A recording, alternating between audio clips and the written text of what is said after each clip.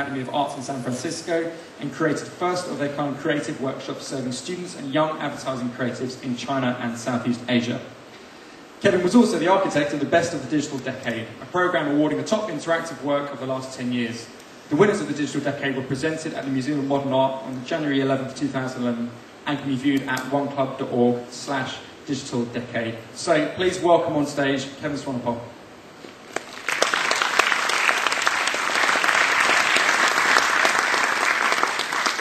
Morning everyone. Is this mic working today? And so I wanted to just give you a bit of a background to our session that we're going to have. We were discussing what would be appropriate, to talk about, and Billy from Space 150 decided that really giving you a glimpse into the future would be, just the appropriate thing. So what we did is we went out, asked about 150 of the top digital players out there what their thoughts were for the first year going forward, then in the next 3 years, and the next 5 years. So our presentation is going to be really centered around the thoughts of the industry, where we're going. Certainly, I expect that year 1, we're easy. We all got that covered. Year 3, maybe not so much. Year 5 is really anybody's guess. I don't know, can we get out the other panelists? Let's bring out Nicke and Billy. All right. Hopefully they'll be on the way there. We've got one guy. Billy is on crutches, so you've got to just excuse him. He bent himself up in a football game.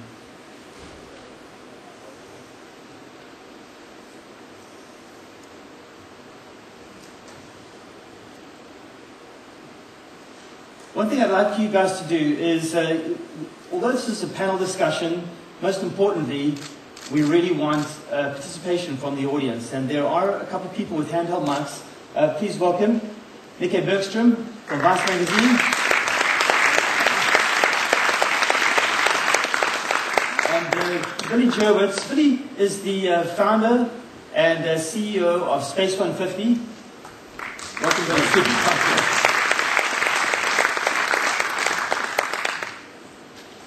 So as I said, this is going to be a pretty informal discussion. It's one where we really want feedback. We want your questions. If you see anything, you disagree with anything, or if you've got a comment, please put up your hand and somebody's going to get you a microphone. This is just not going to be a discussion between the three of us. So, let's move that screen on to year 1, the digital future, year 1. And let's just take into account what we've seen now and how this trend is going to go forward.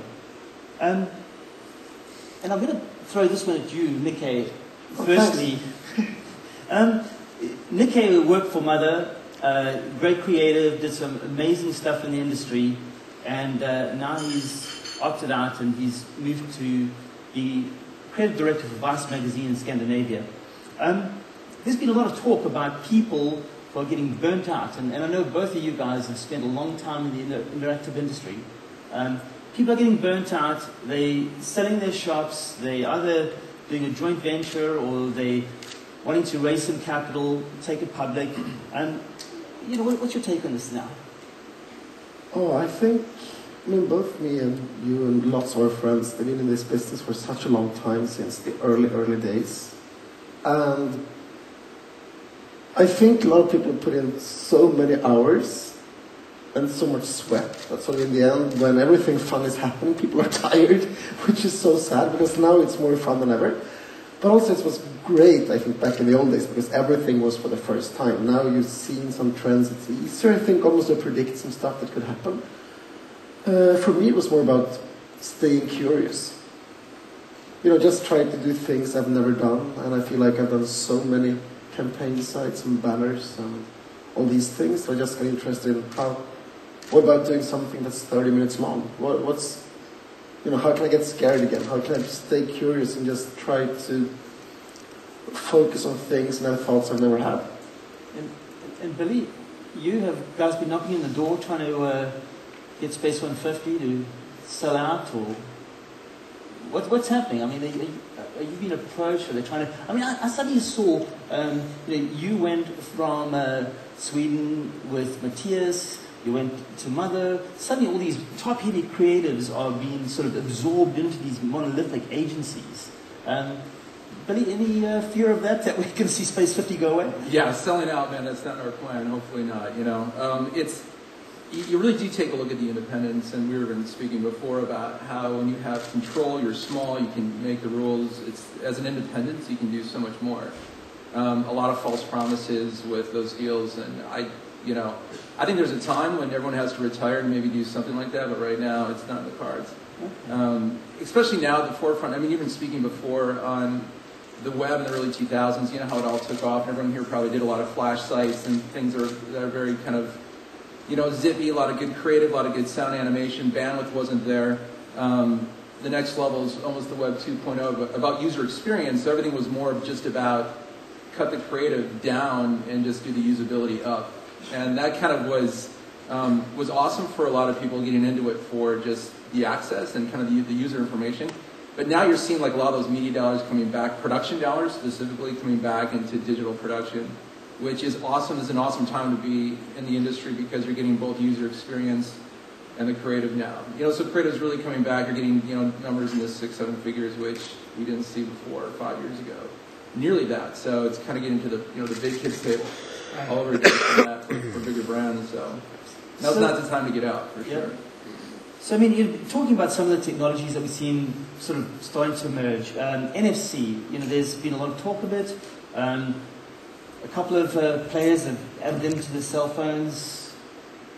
Obviously, Apple hasn't. We don't know what's going to happen come iPhone 5. But certainly there's a sort of buy-in right now of NFC. How do you guys see that impacting our future? And certainly, well, this is the near term. This is in year 1, because I think we're going to discuss this a little later in year 3 and 5 again.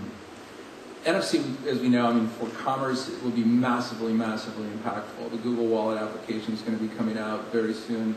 If not now, beta prototyping now, that's going to change everything as far as transactional commerce. So your wallet, as we know, will be going away, much more secure than Bluetooth. It's something that you will see in the next year 1, you'll be seeing a lot more transactional things happening, not only with the NFC, but just for commerce points. As we mentioned before, Facebook credits could be used for Amex points. The transition between on and offline is going to be massively impactful. But again, it's smart technologies like that, a lot of money behind them. I think that's the biggest deal, that there's a lot of cash from these companies that are investing for things like NFC that will be almost as strong as Bluetooth is today. And Nicke, what do you think, Tim? I mean, obviously, it's easy to, or it's pretty fun to just talk about the economy because the economy is so bad at the moment.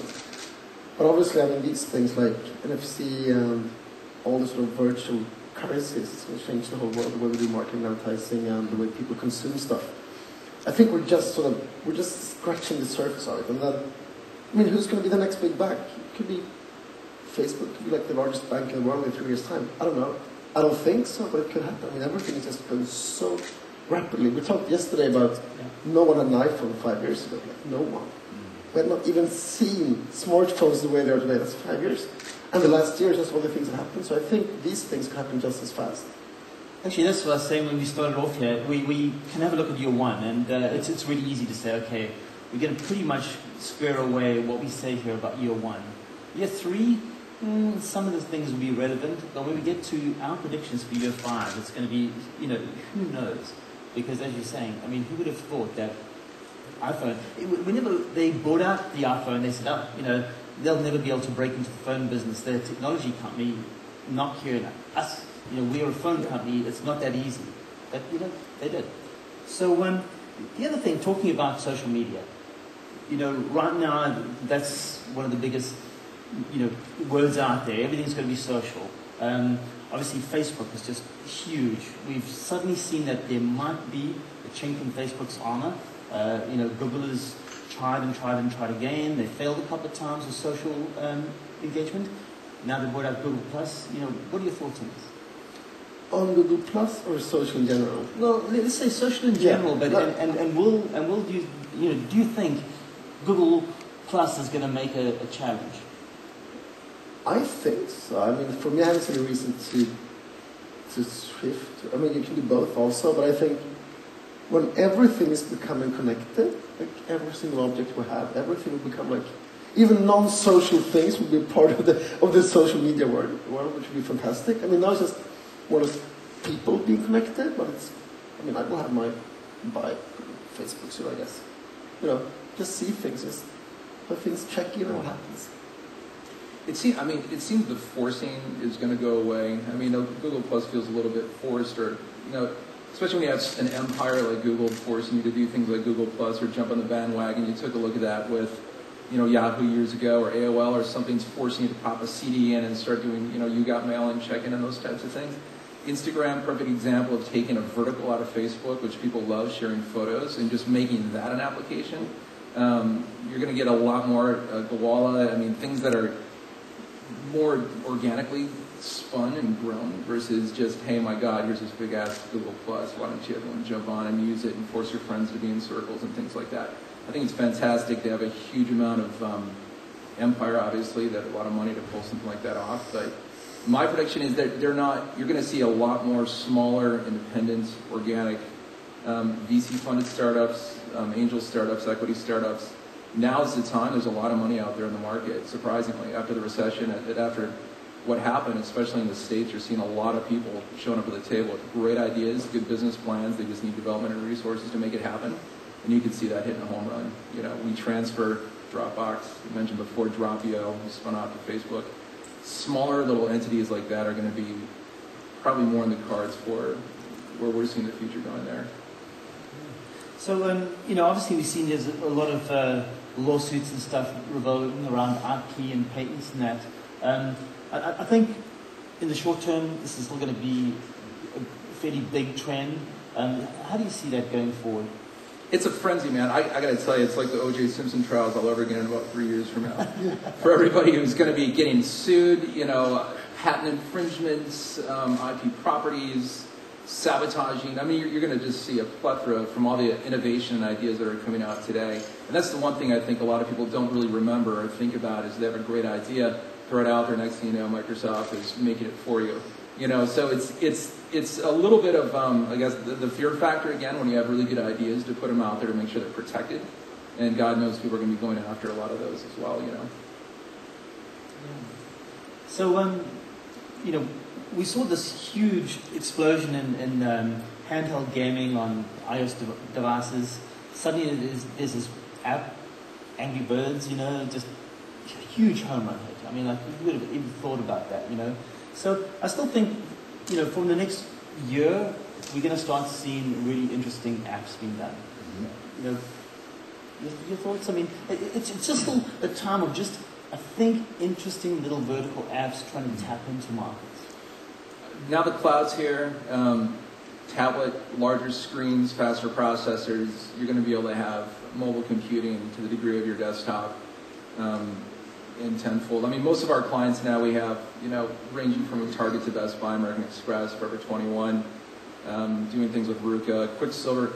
They're all converting more heavily on mobile than a desktop site. So we're getting access to like a Dairy Queen, which is this international, you know, kind of craft sugar high retail place based in the States, and they are getting more hits on a mobile device now than a desktop site.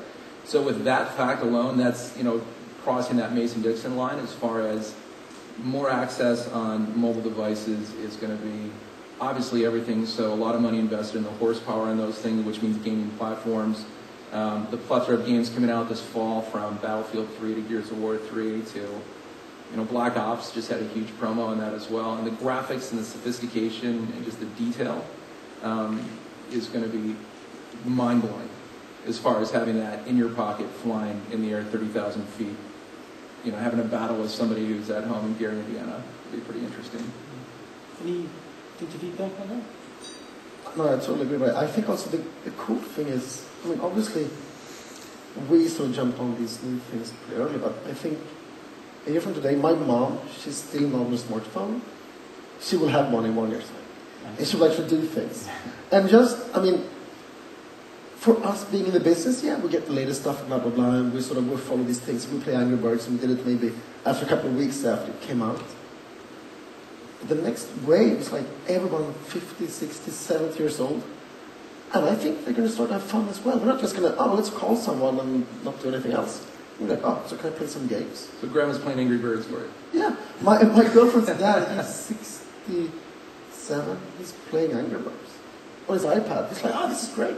And that sort of changes everything again. I was speaking to someone just yesterday, and they were saying that their grandmother could not do email, she couldn't do the web, she was a pretty old woman, but they bought an iPad, and suddenly, she's on email, she's surfing the web. It's like, I think we're just again breaking those barriers of entry, just trying to bring it down to that sort of lowest common denominator that anybody can access technology and the web. It's always on, and it's wherever you are. Yeah, I guess we're going to have multiple levels of early adopters. My grandfather, because I moved to the US, and he got his son lives in London, and I live in the US, and my sister lived in Denmark or something. So we bought an iMac for him. He's 87. And I had 3 icons at the bottom, like Mail, Skype, and Safari. And he uses all of them. We're on Skype every day. He's got a headset, 87, this is great. My friend, he's on Facebook. Maybe I should join as well, do you think? So I'm like, yeah, why not? Yeah. We've done it, but I think the way that they do things, they're going to do other things and have fun in other ways. And that's all the services that can come from this. We need to get some things really fast, but we need some other things. Well, utilitarian. My mom still T9s me all the time. And her little Sprint phone flips up like AABBBCCC this way. T90, and I'm like, come on, there's touchpad screens out there. She doesn't care. My dad holds the mouse upside down going, this thing's broken, it's not working. Mouse is up, down, I'm like, yeah, forget about it. So, I'm just about to flip over to our three-year outlook. But before we do, anybody else want to give comments or feedback or throw a question about sort of year one predictions out there? Yeah, please go ahead. Can somebody get on the mic?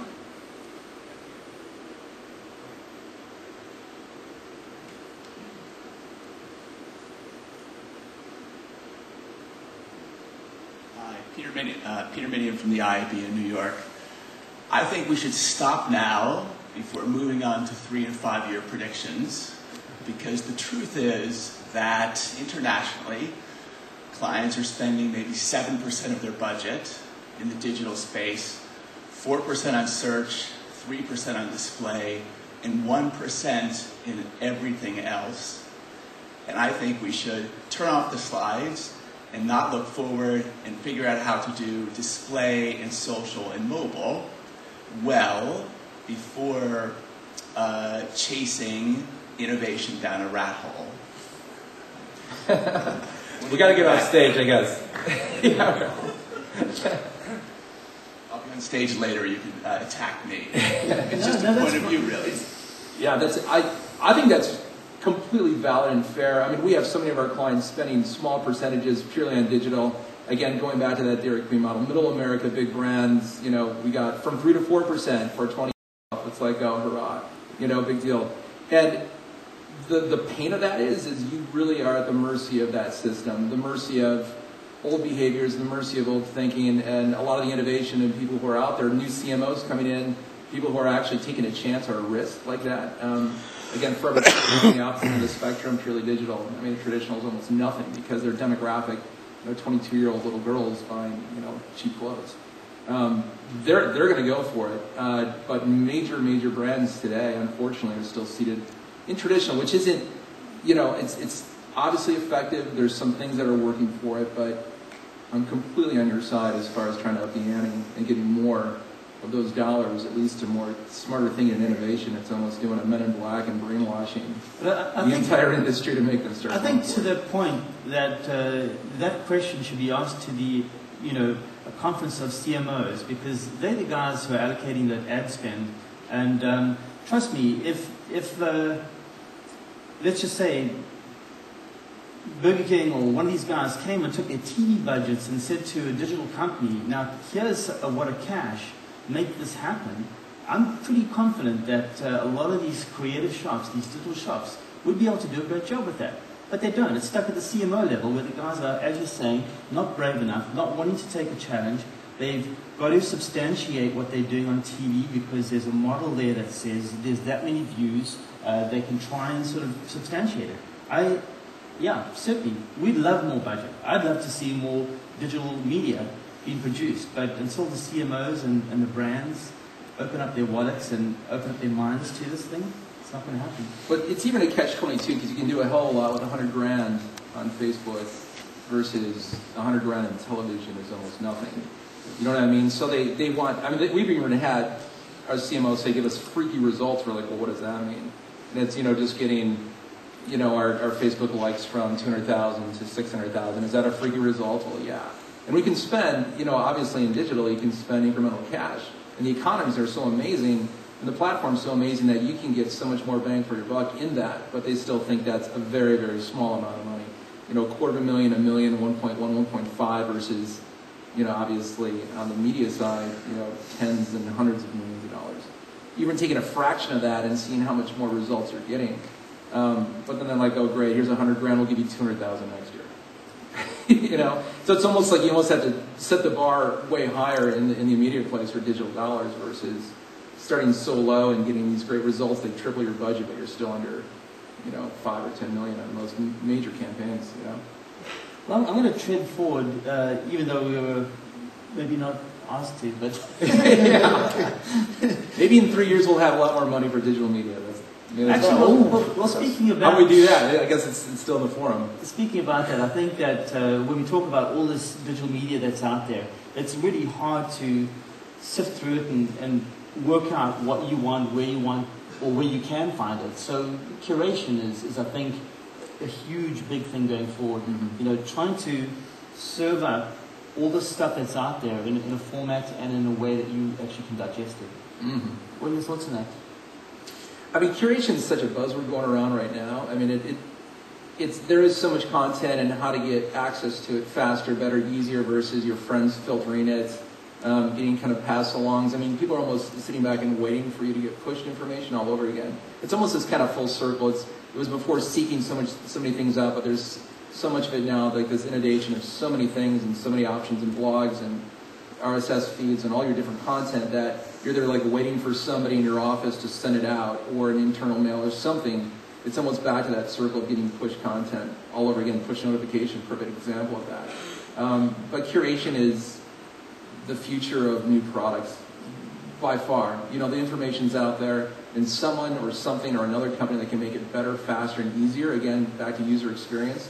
How to get that information easy. How do you start thinking for you? Again, we're getting back to algorithms, social algorithms. I mean, algorithms were back to FICO scores and credit scores where they determine, how many times you didn't pay your bill or you defaulted on this or that, and they give you a number for a banker. That's almost an algorithm. A social algorithm is about how many times you're using, by far, your social media, your check-ins, how many friends are following you. I mean, just the data of everything around you is going to be an algorithm that's being pushed to you from a robot or some type of information from that sense. So it's almost like these kind of machine curation devices will probably be spawning very, very soon. The technology's there for it, so. Works by 4 or 5 other screens from Disney, from American Eagle across the street. We just did Quicksilver. And what's happening, we found out from all these different kind of big kind of sales trinket and trash areas. Times Square was, it had really kind of shitty products a long time ago. It was like belt buckles and wallets and fake watches. And now that they sensationalized it, they made these screens gigantic. It's very, flashy and big and giant and strong, and it gives you the perception that there's more things that are more expensive there. So the retail price goes up. You get Aeropostale there. Again, Forever 21. You got a Disney store opening, and they're doing that in Shanghai. They're doing that in Kowloon. They're doing that in Oxford Street. So it's almost this big idea of, giant, huge, flashing pictures and signs, and something that's that colorful and massive means more expensive, higher quality, safer. So you get a lot of these landlords mandating that across the world on major, major retail areas. I could see Dubai, Abu Dhabi, Vegas doing full screen buildings. I mean, you'll be seeing like a 30, 40, 50 story building. Definitely. Flat out LED. So you're sitting across in Kowloon looking at Hong Kong and seeing like massive video displays that are going across multiple buildings, driving on that, like Michael J. Fox, Back to the Future style. You can take pictures from the moon. Yeah. It's perfect. You could. You can do moon advertising for LED on the moon. And so I think, I mean, you're going to see like that plethora. So it's driving the cost down. These manufacturers, Samsung's big one, again, $1,600, $1,200, 80-inch plasmas in your house. You're going to have easily that double for almost jumbotron experiences. That's not just straight projection, but LED, and they're getting really small. I mean, they're 10 millimeter, they're almost 6 millimeter now, and that means nothing to us. But from a distance, it's literally pixel resolution. Go to Times Square, go to Oxford Street just has it now, and you're seeing these massively folded jumbotron screens that look clearer than your plasma at your house. Are we going to start seeing people wearing screens? Yeah. I mean, but they talk about these, these screens that actually wrap and everything. Yeah. I mean, do we see that in 3 years? It's like flying cars again. We talked about that. I mean, if it's fashionable and it's going to happen, it'll be pretty cool. The little kids got blinking lights on their shoes. Let's see if it goes further than that. If your pants are, all LED or look like you're wearing the ocean or something on your legs. I don't know. I mean, again, video and high contrast, high sensation, high, just anything that you see, it's bright and it's clear and it's awesome and it's massively, full 30 frames a second motion video means higher sales. And people all want it, even for ego. Half these guys are doing it just because, H&M has this giant video board where they want, double that for American Eagle. So they're going to go, twice higher, twice higher, twice higher. So you've seen like a lot of ego cities. I mean, the Vegas Ferris wheel, this thing's going to be, at least 8 to 10 times the size of the eye. And the entire center we're pitching this now is video, the entire thing. And again, just getting back to digital budgets, maybe that's where high-end video being required or requested from digital companies like, certainly an ad agency could do that as well, do high-end digital, but they might not have the chops of what the technology front is about. And I think that's where we would lead the way, is having the digital chops, knowing what's coming down the pipeline, and also having the ability to produce really, let's just say 4K video or really high-end video graphics. That's a great point, because we weren't a signage company, and we were a digital agency, and we got asked to pitch for that Forever 21 interactive board, so we looked at it like a computer screen. All it is a gigantic computer screen. You can interact, drag things from your house onto the screen, build applications that the board can see people and interact with them. And so we went about it, completely different than a normal signage company just going, here's time and temperature, here's 0% APR financing, whatever. And I think that's where you're seeing the amalgamation of, again, digital is almost like white blood cells, and everything. It's not a vertical or a specialization. It's just an infiltration of the opportunities you can have for things like, obviously outdoor, moving on to, pants, maybe fashion, digital fashion. We'll find out. But it really is that way to look at it. It's not looking at it just as a single, like object. It's something that can have access. It can have interaction to it. It can feed from multiple sources. And once you think that way creatively, you can have so much more potential for stuff like that. So I think certainly in year 3 is where we see the NFC democratization. I mean, it's going to be everywhere. I think that in 3 years, every smartphone should have an NFC in it. Definitely. And it's like 3 billion smartphones out there, or 4 billion by now. So it's. Let's try and the scale is happening so fast now. Can we try and sort of even talk about who's going to win? Is it going to be the banks, the credit cards, or is it going to be a PayPal person, or is it going to be Google? What's going to happen with this? I don't know. The one with the most money. I mean, it's hard to say. I mean, it's just going to be like, in the end, maybe resources. It's going to be like a tough thing.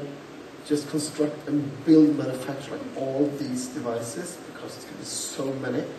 So I guess that's going to be the tough one. But I don't think the big banks will lose this. Yeah. They want to be there. I think there's going to be a lot of struggle with sort of all the information on these companies. It's all because today, Facebook, of course, they could be like a proper bank. It would be like a pretty large one.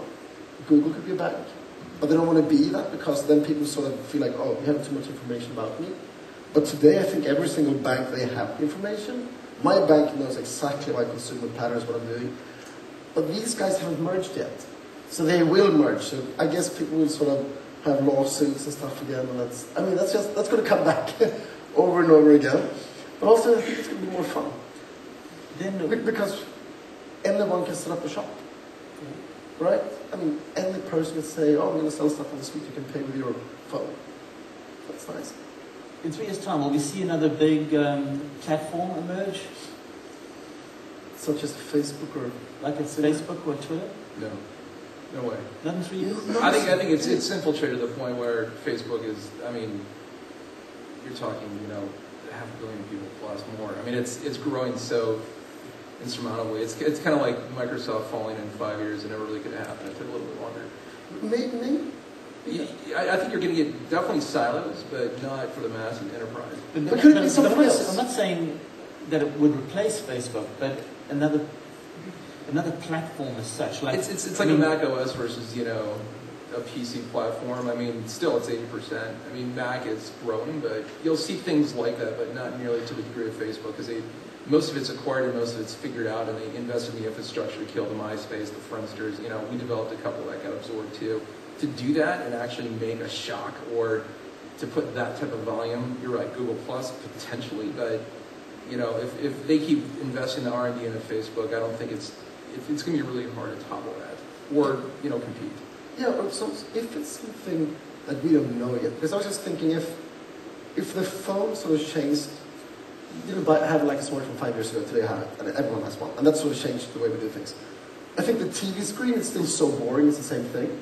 I mean, maybe that new thing will come on TV that's connected in a new way, so you start to play some sort of game or social, whatever it is, sort of interactive game shows. I mean, I don't know what it is yet, but just once every single TV is smart, it has an app, and you can do things on it, and you sit, and it's a big experience, and you sit maybe in a group instead of on your own. Just like, I don't know, Rock Band came a couple of years ago for the Xbox. I mean, just these things, I think maybe it's going to be on some of the screen. Then something new could emerge, I think. I think like a Koala, something like that, curation applications are going to take off pretty heavily. Whether they sit down like a mint.com kind of did that. So we're going to have to press into 5 years here quickly, because I just got given the 5-minute mark. So we've got like 5 minutes left. But I think just to even kick off, in the next 5 years, everybody, when we say everybody, all these young kids, 20 and younger, will have been born in the internet era. Everybody would have, they more than likely wouldn't even have heard the dial tone for dial-up modems. Okay, so, this is amazing to think.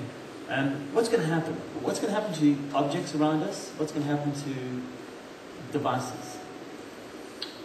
I think we all know, we talked about that kind of, the collaboration of things that are clunky, physical objects will be gone. I mean, it's right now you have, these devices that you have to access so much information for, like you're saying, your clothes or some things, or screens aren't necessarily screens anymore. They become part of the wall, they become part of your desk, they become part of your car, they become part of your kitchen. I mean, you're going to see so many things that are more, this amalgamation of digital to just everyday product. Objects are going to get completely integrated. Like your phone will speak to your fridge. Sure. Asking for a shake and a banana and maybe some lettuce. It could probably do something like that. But I think that's really where you're going about the removal of all physical objects. Even look 5-10 years ago and look how, even patterns of, that clunky phone from the 80s, the big Motorola went down thinner, slimmer, shorter, faster. People are going to laugh at our laptops that they're like pretty junky and heavy.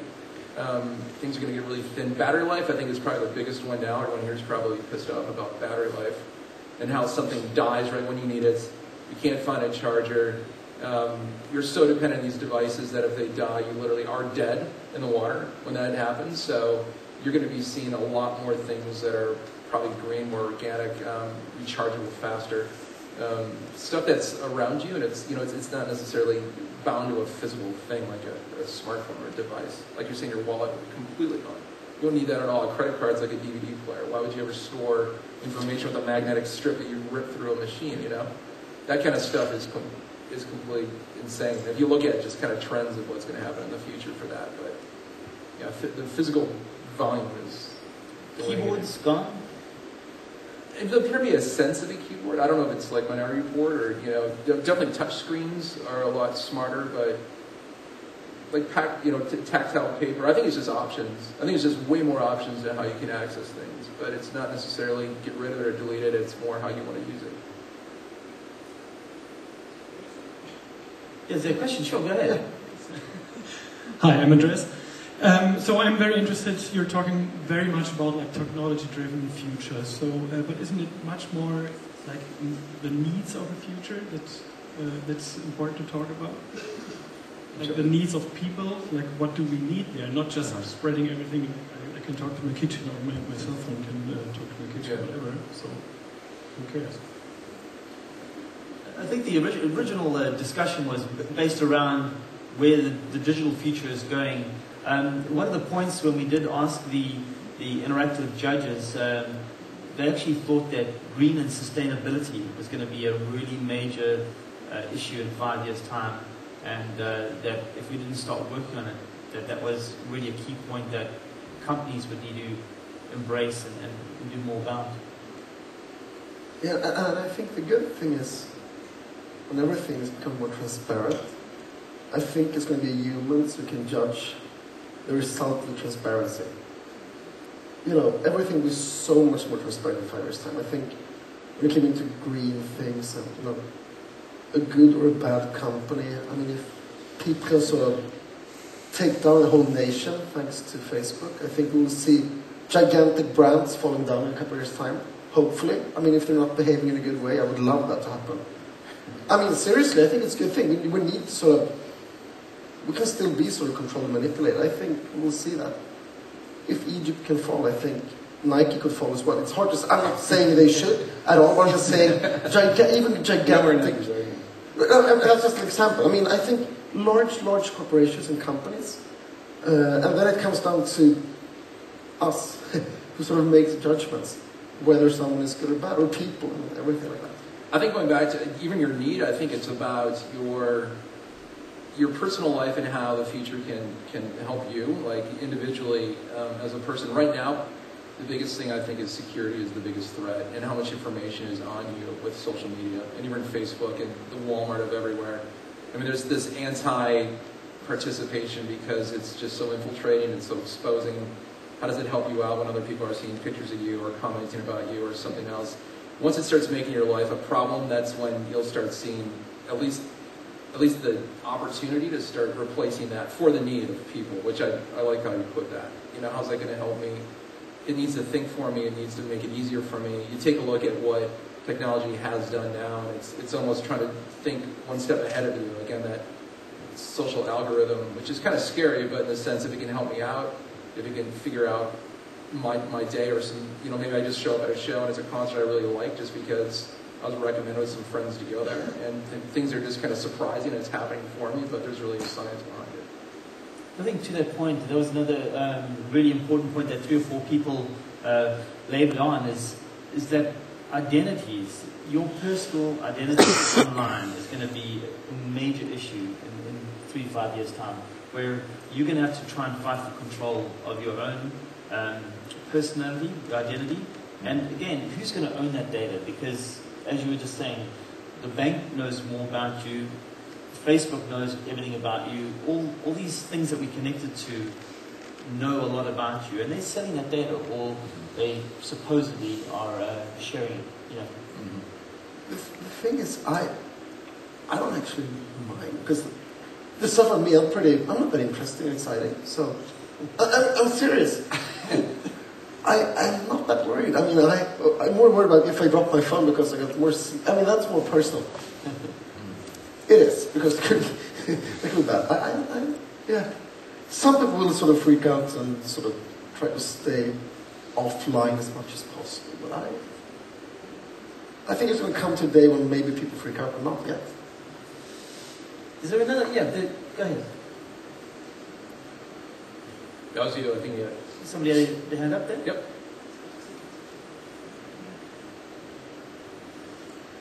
Steph from Creative Technologies, Unit 9, London. I think privacy will be a huge issue, and I think if we look now at South Korea, Japan, their market is way ahead of us, and especially with the NFC chips, Internet of Things, so we can already learn. I was wondering whether we can learn from their mistakes, or we're going to go through the same process. Because we're like 4 years behind, 3 years behind. And we're going to go into the same field because their services have already been designed for the chips, for the Internet of Things, all the sensors and connecting objects to objects. And I was wondering, whether humans will be bypassed because communication between objects is the kind of future, I think in the United States you're going to see such a huge swing for privacy, and particularly in the healthcare industry in that segment, since it's going to be going, to a private sector. We're going to see that in the next 3-5 years. That it's going to change everything. Now your medical records are going to be from object to object, as you mentioned before, and you're going to start getting into some insanely sensitive issues that, obviously if that privacy can't get figured out, and it will get hacked, we all know that, right? Everyone here knows that when you develop something that is electronic, it's the, we're talking back up the Google Wallet, there'll be somebody sitting right next to you pretty much downloading all your information, and you have no idea what's happening. You're going to be seeing Armageddon, I think, to the extremes if something's not done now and fast, and especially with that kind of control and that kind of masses. So, not to end on a dark note, but that's probably something that people really aren't thinking about as much, about the security and the privacy in particular, from your information on medical records to obviously your cash in your wallet, your PIN, your transaction codes. One thing, your credit card's stolen, it's stolen, but if you're sitting right next to you getting your information downloaded and you have absolutely no idea, that's going to be pretty scary. Well, on that sort of doom and gloom note, thanks, Billy. Yeah, no worries, man. That's why I showed up. What we have done is we prepared a PDF file, and I'm going to add to it. There's a lot of comments I even received this morning from past interactive judges who have all chipped in on this, given their 1, 3, and 5 year predictions. Billy and his team really put together a great deck, and we're going to make it available to you guys. We didn't want to just throw up slide by slide of what everybody was saying, but there's some fascinating reading there, and we'll be, thrilled to share it with you. Thanks very much for your time.